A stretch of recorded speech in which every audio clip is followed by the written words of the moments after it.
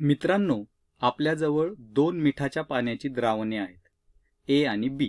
ए आणि बी मध्ये द्राव्य म्हणजे सॉल्व्हंट जे की पाणी आहे ते समान प्रमाणात आहे. मात्र द्रावक सोल्यूट जे की मीठ आहे ते ए पेक्षा बी चंचुपात्रामध्ये जास्त प्रमाणात आहे. येथे आपण पाहू शकतो की बी चंचुपात्रातील द्रावण जास्त पांढरं दिसते, जास्त धुरकट दिसते आणि ए चंचुपात्रातील द्रावण हे कमी धुरकट दिसते. तर असं का? तर बी चंचुपात्रामध्ये जास्त मीठ विरघळलेलं आहे म्हणून. जर वैज्ञानिक भाषेत बोलायचं झालं तर बी चंचुपात्रामध्ये सोल्यूट द्रावक अधिक आहे, मात्र द्राव्य सॉल्व्हंट म्हणजेच पाणी हे दोन्हीकडे मात्र सारखंच आहे. पण हे आपल्याला जरा सोप्या भाषेत सांगता येईल का? तर येईल. त्याला आपण द्रावणाची संहती कॉन्सन्ट्रेशन ऑफ सोल्युशन असं म्हणू शकतो.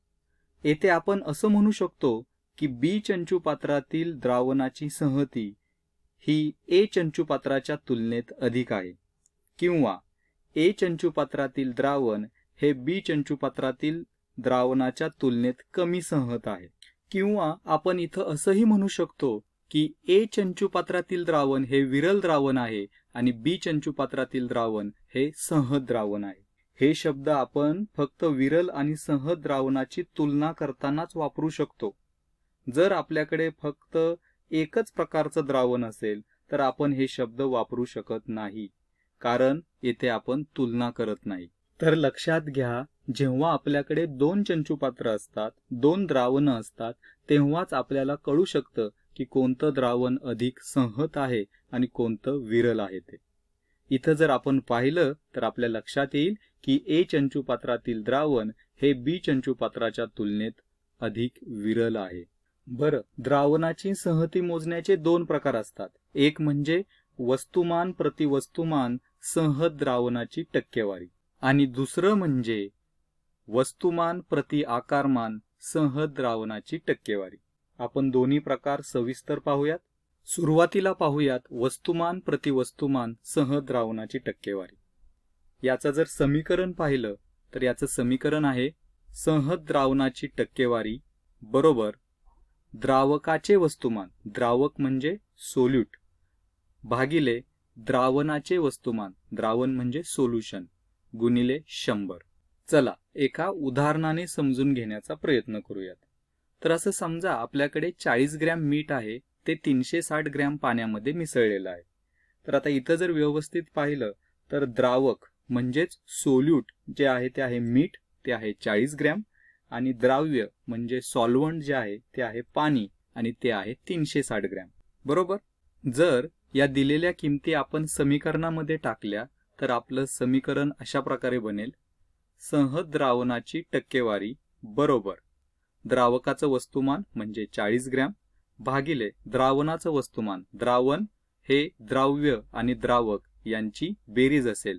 मग द्राव्य आहे 360 ग्रॅम पाणी आणि द्रावक आहे 40 ग्रॅम मीठ. मग 40 अधिक 360 गुणिले 100. आणि जर हे समीकरण आपण सोडवलं तर ते अशा प्रकारे बनेल 40 भागिले 400 गुणिले 100. आणि जर हे आपण सोडवलं तर द्रावणाची संहती येईल 10%.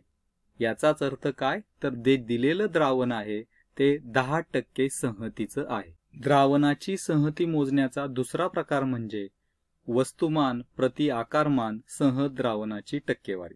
याचं समीकरण म्हणजेच फॉर्म्युला अशा प्रकारे असेल संहत द्रावणाची टक्केवारी बरोबर द्रावकाचे वस्तुमान भागिले द्रावणाचे आकारमान गुणिले 100. चला एका उदाहरणाने समजावून घेऊयात. असं समजा की आपल्याकडे 2 ग्रॅम सुक्रोज आहे, ते 200 मिलीलिटर पाण्यामध्ये मिसळलेलं आहे. न इथं जर आपण पाहिलं तर द्रावक म्हणजेच सोल्यूट जे आहे ते सुक्रोज आहे आणि त्याचे वस्तुमान आहे 2 ग्रॅम आणि सॉल्व्हंट द्राव्य जे आहे ते पाणी आहे आणि त्याचं आकारमान आहे 200 मिलीलिटर. जर दिलेल्या समीकरणात आपण सगळ्या किमती टाकल्या तर संहत द्रावणाची टक्केवारी बरोबर द्रावकाचे वस्तुमान 2 ग्रॅम भागिले द्रावणाचे आकारमान 200 मिलीलिटर गुणिले 100 असा फॉर्म्युला बनेल. आणि हे जर समीकरण आपण सोडवलं तर द्रावणाची संहती येईल 1%.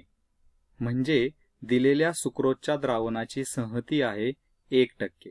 आता येथे आपण सुक्रोज पाण्यात मिसळल्यानंतर त्याचं आकारमान बदलत नाही असं गृहीत धरलेलं आहे आणि त्यामुळेच द्रावणाचे आकारमान आपले 200 मिलीलिटरच राहिलेलं आहे. ठीक आहे. तर हे 2 प्रकार होते द्रावणाची संहती मोजण्याचे. इथेच थांबूयात. धन्यवाद.